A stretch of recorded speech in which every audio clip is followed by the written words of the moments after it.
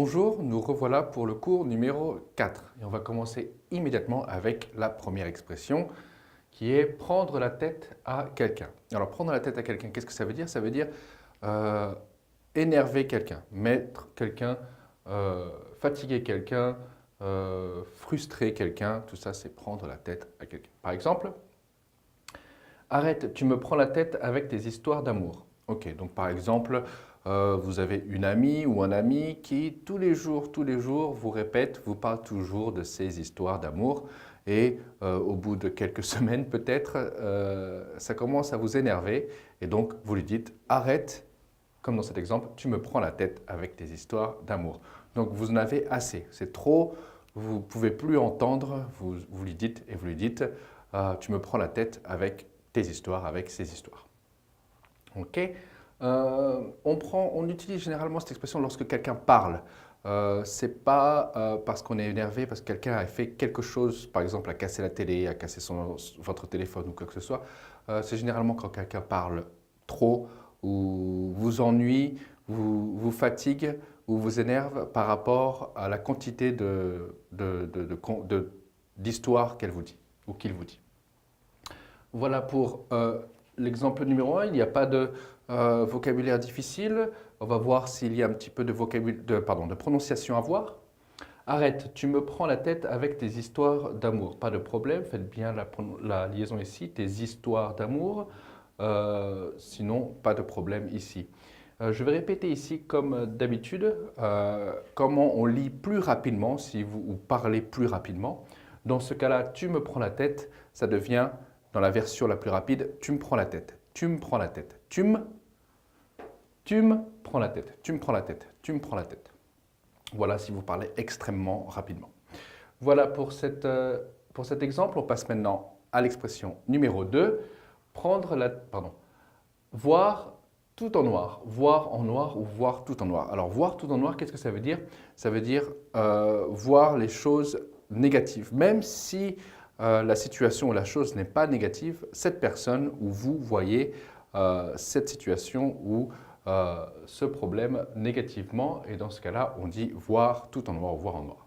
Par exemple, il est furieux d'avoir raté son entretien de travail, il voit toujours tout en noir. Ok, donc là c'est un peu différent, c'est suite au fait qu'il n'a pas réussi son examen, il voit maintenant tout en noir. Donc pour lui tout devient négatif parce qu'il a raté son examen. Par exemple, il a raté son examen et vous lui dites oh, tu veux aller dîner et il va dire oh non, je ne veux pas dîner, je ne vais pas dîner parce que j'ai raté mon examen. Donc pour lui, dîner ce serait négatif. Parce qu'il a raté son examen. Donc, il voit un dîner ou une sortie ou aller boire un coup comme si c'était quelque chose de négatif. Donc, maintenant, il voit tout en noir. Vous avez, comme d'habitude, le vocabulaire en bas. Et maintenant, on va voir un petit peu de la prononciation. Il est furieux d'avoir raté son entretien. Là aussi, faites attention à la liaison. Son entretien de travail. Il voit toujours tout en noir. Attention aussi à la liaison ici, tout en noir. Donc, je répète. Il est furieux d'avoir raté son entretien de travail, il voit toujours tout en noir. Ok, voilà pour cette expression. On passe maintenant à l'expression numéro 3. Être à cran. Alors être à cran, ça veut dire être dans un état d'énervement facile. Donc on peut être facilement énervé, irrité ou fâché parce qu'on on est peut-être sorti, on a mal dormi peut-être, ou alors on a eu un problème à la maison, problème personnel peut-être à la maison, et du coup, quand on arrive au travail, à l'entreprise, on est peut-être dans une situation, dans un état qu'on peut être irrité très facilement suite à quelque chose qui s'est passé à la maison, par exemple. Ici, on va voir, ce n'est pas le moment de venir la déranger, elle a eu une journée difficile et elle est à cran. Oui, donc là, par exemple, cette femme a eu une très mauvaise journée au travail et maintenant elle est à la maison, mais elle est sûre, elle est irritable, elle est très facile, si on lui dit quelque chose de négatif ou de mauvais, peut-être qu'elle va devenir très facilement fâchée. Donc, elle est à cran, elle est sur les nerfs. Ici, comme d'habitude, vous avez le vocabulaire en bas et maintenant on va voir la prononciation. Ce n'est pas le moment de venir la déranger. Ok, là, donc, c'est une femme. On sait que c'est une femme parce que c'est là, sinon ce serait le. Elle a eu une journée difficile et elle est à cran. Ok, ici, n'oubliez pas la liaison. Je recommence, je vais relire. Ce n'est pas le moment de venir la déranger. Elle a eu, ici aussi, n'oubliez pas la liaison. Elle a eu une journée difficile et elle est à cran. Voilà pour la prononciation. Et maintenant, on passe à l'expression suivante. Expression numéro 4, être sur le dos de quelqu'un. Alors, être sur le dos de quelqu'un, ça veut dire regarder, observer ce que fait la personne pour voir si la personne fait cette chose bien ou correctement ou pas correctement. On peut dire surveiller quelqu'un. Généralement, lorsqu'on utilise cette expression, c'est négatif. Ça veut dire que c'est gênant. Hein. C'est par exemple, mon grand frère est toujours sur mon dos. Hein. Ça veut dire que il regarde toujours, il vérifie toujours ce que je fais, il contrôle toujours ce que je fais. Mon grand frère, quoi que je fasse, observe ce que je fais et vérifie si je fais correctement. Donc c'est gênant et c'est une expression négative. Par exemple, j'ai décidé qu'à 18 ans, je quitterai la maison pour avoir enfin ma liberté. Je ne supporte plus que mes parents soient toujours sur mon dos. Oui, généralement, c'est les parents. Lorsque vous devenez plus grand, plus adulte, ça fatigue que les parents soient toujours sur votre dos, c'est-à-dire qu'ils vérifient toujours ce que vous avez fait, ils observent ce que vous faites, ou même, ça peut être des choses pas obligatoirement observées, mais dire de faire quelque chose qui devienne commun, et dans ce cas-là, ça devient très fatigant. Par exemple, je ne sais pas, lave-toi les mains, je sais pas, fais la vaisselle, etc. Des choses qui sont communes et que vos parents vous disent de faire alors que vous allez le faire. Dans ce cas-là, on utilise cette expression. Comme d'habitude, vous avez le vocabulaire en bas et maintenant, on va voir un petit peu de prononciation.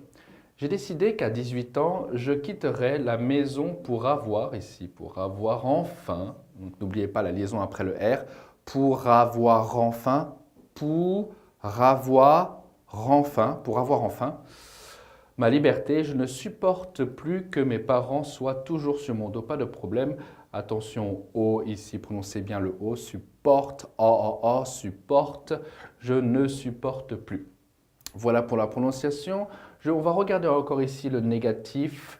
Je vais reparler évidemment de la vitesse de prononciation. Donc ici, il y a encore 3 versions selon laquelle vous pouvez parler ou prononcer cette phrase. Une première version, la version lente. Je ne supporte plus. Je ne supporte plus.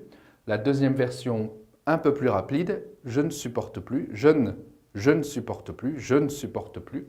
Et enfin, la dernière version, bien sûr, on enlève le ne et on dit, et le jeu, le jeu devient che et ça devient supporte plus, supporte plus, supporte plus, supporte plus que mes parents, supporte plus, supporte plus, supporte plus. C'est vraiment le plus rapide. Voilà pour cette expression. On passe maintenant à l'expression suivante. Expression numéro 5. Avoir les boules. Alors, avoir les boules, c'est très familier. Donc, généralement, on fait le geste. C'est bon, ça me donne envie de faire le geste. Avoir les boules, ça veut dire être frustré, être énervé, être fâché, en avoir assez, etc. etc. Par exemple, j'ai attendu sous la pluie 1 heure un copain qui n'est pas venu. J'ai les boules. Donc, bien sûr, ici, ça veut dire quoi? Vous êtes irrité, vous êtes énervé. Pourquoi? Parce que vous avez attendu, vous avez rendez-vous avec un ami et cet ami a 1 heure de retard et en plus, il pleuvait. Donc, vous avez attendu sous la pluie pendant 1 heure et bien sûr, maintenant, vous avez les boules. Vous êtes énervé.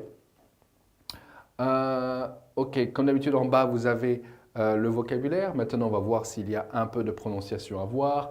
J'ai attendu sous la pluie 1 heure, mais si n'oubliez pas la liaison, 1 heure, 1 heure, 1 heure, 1 heure, un copain qui n'est pas venu. J'ai les boules, j'ai les boules. C'est très familier, on utilise extrêmement souvent cette expression dans le langage familier entre amis. Voilà pour cette expression. On passe maintenant à l'expression numéro 6. Expression numéro 6, être à bout de nerfs. Être à bout de nerfs, là aussi, on est toujours dans le même domaine, le domaine de la frustration, de l'énervement. Donc ici, On va voir l'exemple immédiatement. N'ajoute pas un mot, je suis à bout de nerfs et je risque de te dire des choses désagréables. Ok, donc à bout de nerfs, c'est-à-dire c'est la limite qui va vous rendre fâché, qui va vous énerver. Donc par exemple, vous discutez, vous avez une dispute avec un ami ou un membre de la famille et cette personne continue à donner ses arguments, mais ces arguments ne vous plaisent pas et cette personne continue à parler et maintenant vous sentez que s'il continue à parler, vous allez vraiment vous énerver, vous allez vraiment vous fâcher et donc vous avez atteint la limite de l'acceptance.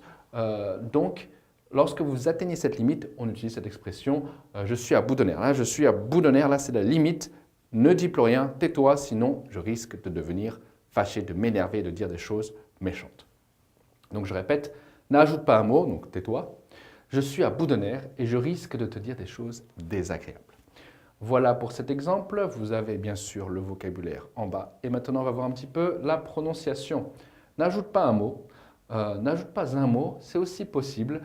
C'est à vous. Là, c'est selon les goûts. Si certains veulent mettre la liaison, ils peuvent mettre la liaison. Si certains ne veulent pas mettre la liaison, ils ne sont pas obligés de mettre la liaison. Donc, n'ajoute pas un mot ou n'ajoute pas un mot. Les deux, c'est possible. Ça dépend. Là, ça dépend des personnes. C'est à vous de choisir. Je suis à bout de nerfs et je risque de te dire des choses désagréables ici. Pas de problème de prononciation. Donc, on passe à l'expression suivante.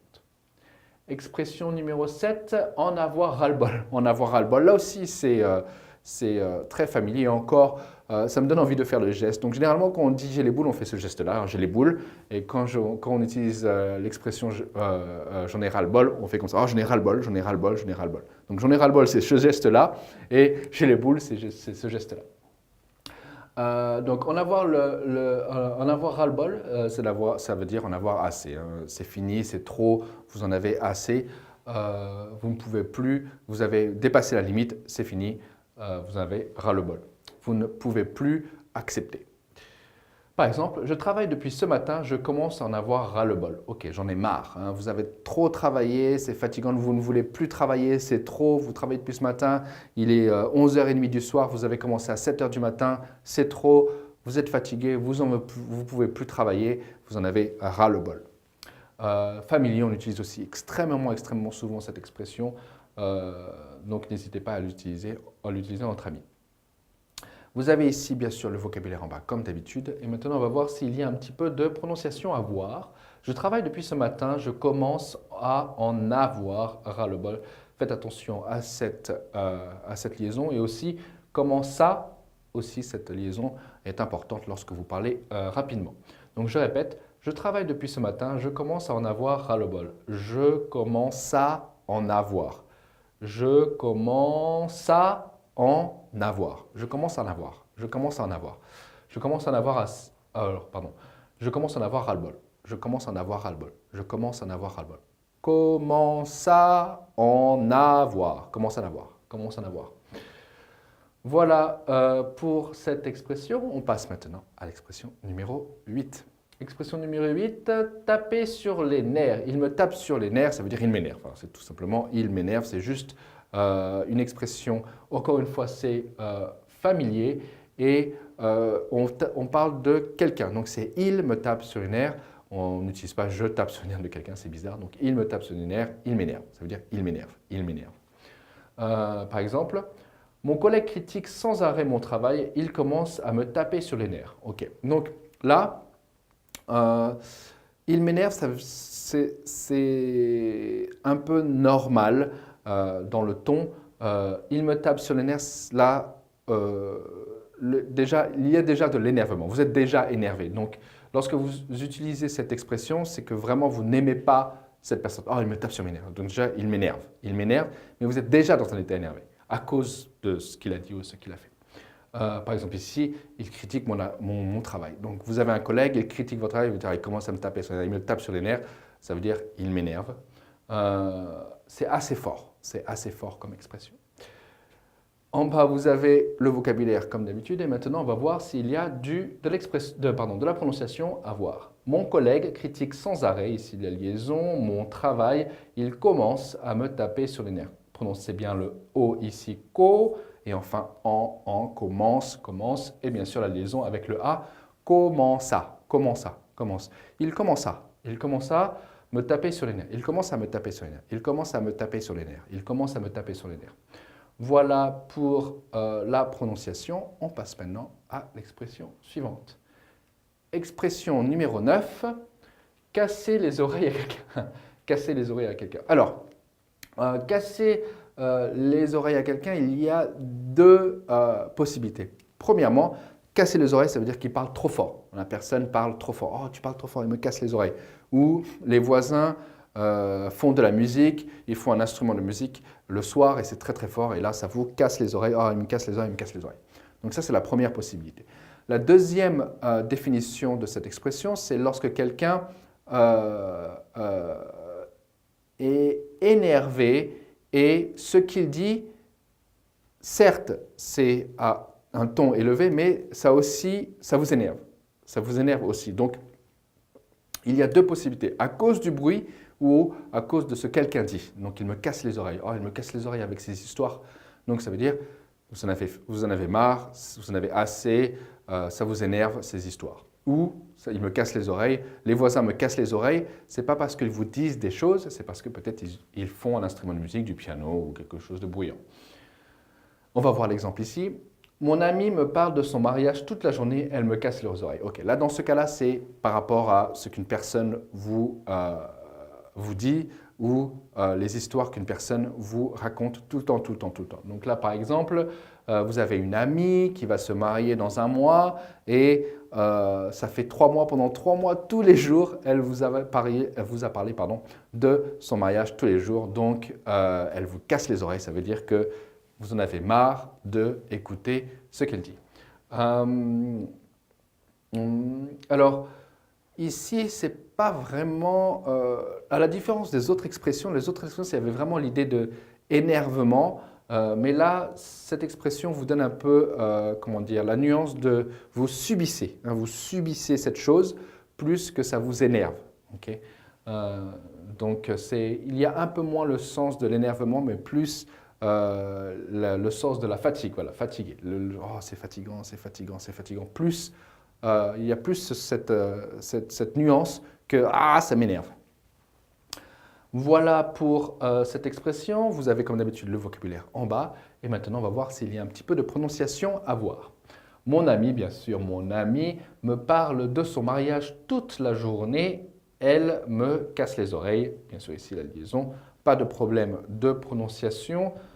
Toute la journée. Peut-être ici, on va regarder. Alors, c'est très rare d'entendre quelqu'un qui dit toute la journée, toute la journée, toute la journée. C'est très rare. Généralement, on prononce ça comme un seul mot et donc on va lier le te et le la. Donc ça deviendra tla, tla, tla, tla. Donc c'est toute la journée. Tout, tla, tout, tla. Donc on va mettre le t et le la ensemble. Tla. Donc ça devient toute la journée. Toute la journée. Toute la journée. Toute la journée. Toute la journée. Toute la journée. Donc ça devient toute la journée. Toute la journée. Toute la journée. C'est très très rare d'entendre toute la journée. C'est vraiment très rare. Les gens prononcent généralement en un mot toute la journée, toute la journée, toute la journée. Entraînez-vous à cette prononciation. C'est vraiment ce que différencie comment dire, un étranger d'un vrai français qui parle rapidement. Toute la journée. Toute la journée. Voilà pour cette expression. On passe maintenant à l'expression suivante. Dernière expression, expression numéro 10, se taper la tête contre les murs. Se taper la tête contre les murs. Alors, se taper la tête contre les murs, ça veut dire être frustré, être énervé contre soi-même parce que peut-être on n'arrive pas à résoudre un problème. Donc, c'est taper la tête contre les murs. Par exemple, oui, donc faire face à une situation difficile et on n'arrive pas à résoudre le problème. Par exemple, Paul s'est fait voler sa voiture et la police ne le croit pas. Il a envie de se taper la tête contre les murs. Voilà. Donc là, par exemple, il allait voir la police, il dit « Oh, on m'a volé la voiture » et la police dit « Non, non, on ne vous a pas volé la voiture. » Il dit « Mais si, on m'a volé la voiture. » Et la police ne veut pas, par exemple, comprendre ou ne vous croit pas. Et et devant cette situation difficile, vous n'avez aucune solution, donc vous voulez vous taper la tête contre « mais c'est pas possible, pourquoi ils ne me comprennent pas, ils ne me croient pas ?» Et dans ce cas-là, ça vous donne envie de vous taper la tête contre les murs. Voilà cette expression. Généralement, c'est juste, c'est lorsqu'on décrit, alors pour cette expression, c'est généralement lorsqu'on décrit une situation à quelqu'un. Par exemple, lorsque vous lorsque vous racontez à un ami votre mésaventure, votre histoire, on utilise généralement cette expression. On utilise rarement cette expression directement. Par exemple, je me tape la tête contre le mur. Je me tape la tête contre les murs. On utilise très rarement. C'est lorsqu'on raconte l'histoire et qu'on raconte la situation ou l'état dans lequel on était à ce moment-là, on utilise cette expression.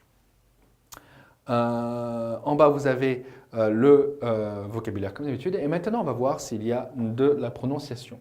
Paul s'est fait voler sa voiture et la police ne le croit pas. Bien sûr, comme d'habitude, ça vous savez, il a envie de se taper la tête contre les murs, pas de problème. Contre les murs, pas de problème. Voler sa voiture et… Ok, ici, si vous parlez rapidement, donc là, il y a deux façons de lire ce passage. Vous pouvez dire Paul s'est fait voler sa voiture et la police ne le croit pas. Ou, si vous parlez rapidement, Paul s'est fait voler sa voiture et la police, donc c'est voiture et la police, voiture et la police. Moi, je n'aime pas trop cette liaison, j'aime bien séparer le et le mot avant le et le mot après le et pour que ce soit un peu plus clair. Mais bien sûr, si vous parlez rapidement, vous pouvez dire sa voiture et la police. Sa voiture et la police. C'est la voiture et la police ne le croient pas ou ne l'a pas cru. Voilà. Voilà pour cette expression, cette dernière expression. Maintenant, on va voir le récapitulatif des 10 expressions qu'on vient de voir. Donc, première expression, prendre la tête à quelqu'un. Donc là, ça veut dire énerver quelqu'un. Voir tout en noir, ça veut dire qu'on voit tout en noir. Être à cran, là aussi, ça va être sur les nerfs. Être dans un état d'énervement facile. Être sur le dos de quelqu'un, ça veut dire là aussi surveiller quelqu'un, trop surveiller quelqu'un, donc ça l'énerve. Avoir les boules, très familier, expression très familière, avoir les boules, oh j'ai les boules. On utilise extrêmement souvent entre amis. Être à bout de nerfs, oui, ça c'est lorsqu'on a atteint la limite. En avoir le bol, là c'est lorsqu'on a dépassé la limite. Oh, j'en ai ras-le-bol, là j'en peux plus, j'en ai ras-le-bol. On utilise très souvent aussi cette expression. Taper sur les lorsque quelqu'un vous énerve. Casser les oreilles à quelqu'un, c'est quand vous parlez trop fort ou vous racontez des histoires très ennuyeuses à quelqu'un, oui. Et enfin, se taper la tête contre le mur, là c'est dans un état de frustration tel qu'on a envie de se faire mal. Voilà pour ces 10 expressions qu'on utilise extrêmement souvent. Et parmi ces 10 expressions, 2 expressions très familières, mais qu'on utilise extrêmement souvent entre amis, c'est ces deux-là, ces 2 expressions, parmi ces 10 expressions. Voilà pour ce cours numéro 4. Je vous vois au prochain cours. Au revoir.